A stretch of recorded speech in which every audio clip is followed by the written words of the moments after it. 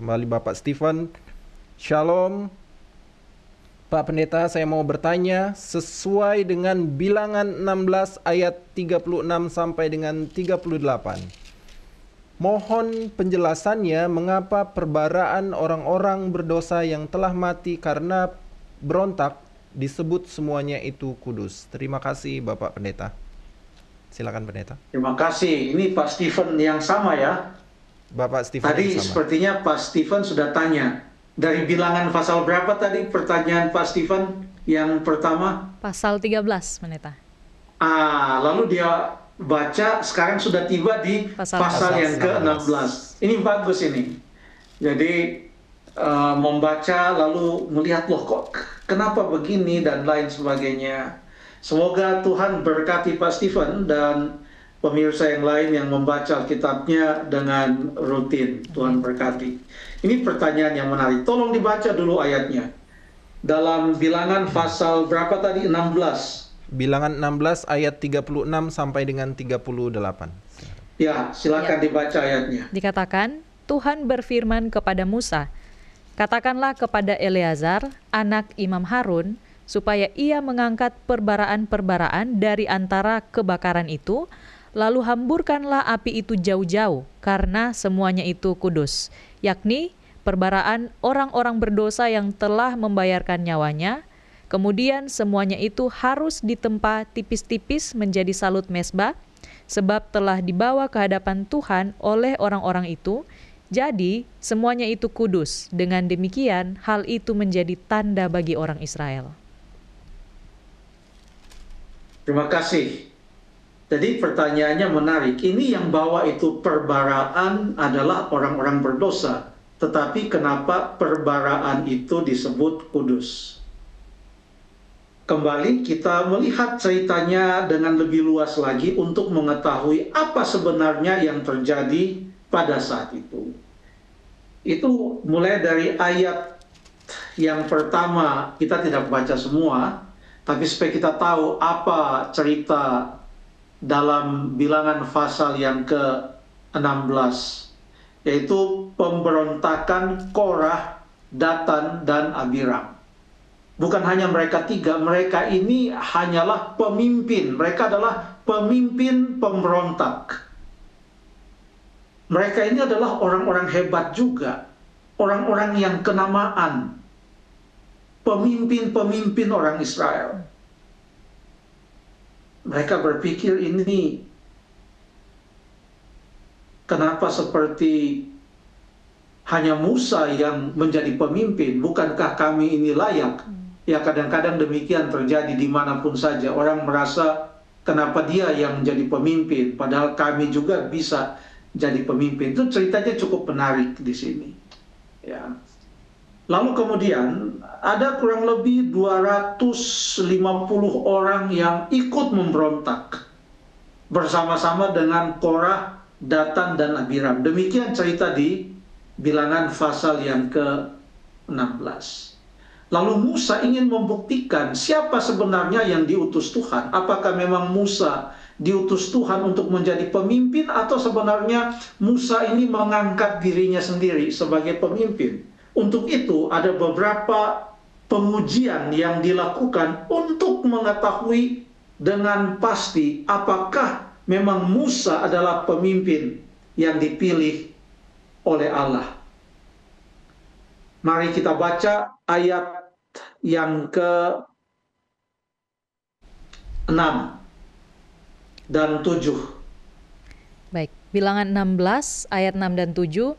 "Perbuatlah begini, ambillah perbaraan-perbaraan hai Korah dan kamu segenap kumpulannya. Bubuhlah api ke dalamnya dan taruhlah ukupan di atasnya di hadapan Tuhan pada esok hari, dan orang yang akan dipilih Tuhan dialah yang kudus. Cukuplah itu hai orang-orang Lewi." Terima kasih. Dikatakan ambillah apa? Perbaraan. Apa ini perbaraan? Ini adalah tempat untuk membawa api.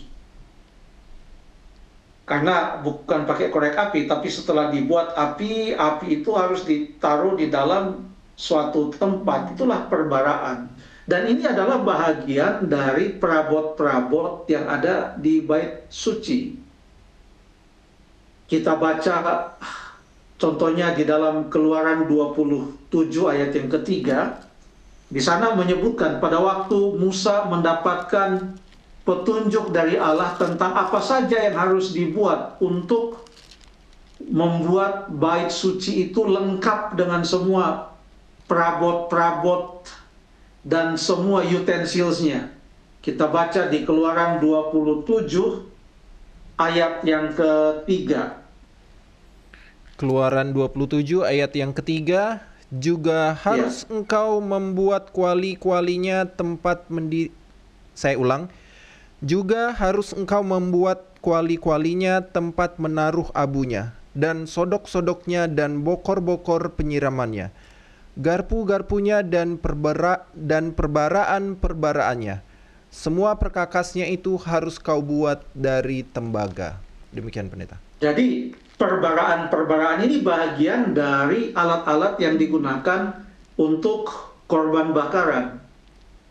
Tempat abu, perbaraan, sungguh sangat rinci petunjuk yang diberikan oleh Tuhan melalui Musa untuk membangun kemah pertemuan di padang gurun dalam perjalanan orang Israel menuju ke negeri perjanjian, dan diteruskan juga dalam bait suci yang dibangun setelah mereka ada di negeri perjanjian yang dibangun oleh Salomo khususnya dan selanjutnya.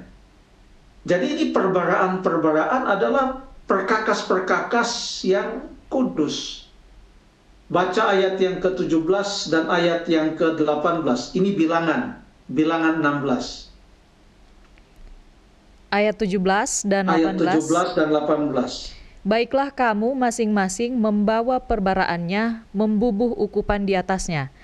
Lalu kamu mempersembahkan masing-masing perbaraannya ke hadapan Tuhan, 250 perbaraan. Juga engkau ini dan Harun masing-masing harus membawa perbaraannya, ayat 18.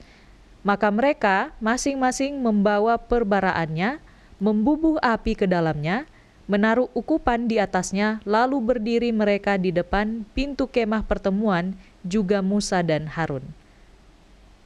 Ini semua mereka ini adalah orang-orang Lewi. Ini yang membawa perbaraan. Korah itu pun dikatakan Korah bin Yishar bin Kehat bin Lewi. Makanya di ayat 7 tadi Musa katakan, cukuplah itu hai orang-orang Lewi. Ya, cukuplah itu hai orang-orang Lewi. Ayat 9. Musa katakan kepada mereka, ayat 8, cobalah dengar hai orang-orang Lewi. Belum cukupkah bagimu bahwa kamu dipisahkan oleh Allah Israel dari umat Israel dan diperbolehkan mendekat kepadanya supaya kamu melakukan pekerjaan pada kemah suci Tuhan dan bertugas bagi umat itu untuk melayani mereka. Semua itu orang-orang Lewi. Ini orang-orang Lewi yang dipilih Tuhan untuk menjadi imam-imam memberontak terhadap Musa dan Harun. Dan orang-orang Lewi ini sudah terbiasa menggunakan perabot-perabot, perkakas-perkakas yang ada di bait suci. Jadi pada waktu dikatakan, bawalah masing-masing perbaraanmu. Ini bukan perbaraan yang mereka buat sendiri, tetapi perbaraan yang dibuat untuk bait suci. Itulah sebabnya di ayat yang ke-36 dan ayat yang ke-38 disebut bahwa perbaraan-perbaraan itu adalah suci. Karena perbaraan-perbaraan itu dibawa kepada Tuhan dan digunakan sehari-hari untuk korban bakaran. Sekalipun yang membawa itu adalah mereka yang memberontak, tapi perabot yang mereka pegang itu adalah perabot yang suci. Ini bukan satu-satunya peristiwa orang yang melakukan dosa lalu melakukan pekerjaan yang suci. Ingat Hofni dan Pinehas, anak-anak Imam Lewi. Mereka juga melakukan dosa sehubungan dengan pekerjaan di bait suci. Tetapi yang binasa adalah mereka. Bait sucinya tetap suci. Perabot-perabotnya tetap suci, tetap kudus. Karena digunakan untuk upacara-upacara kudus.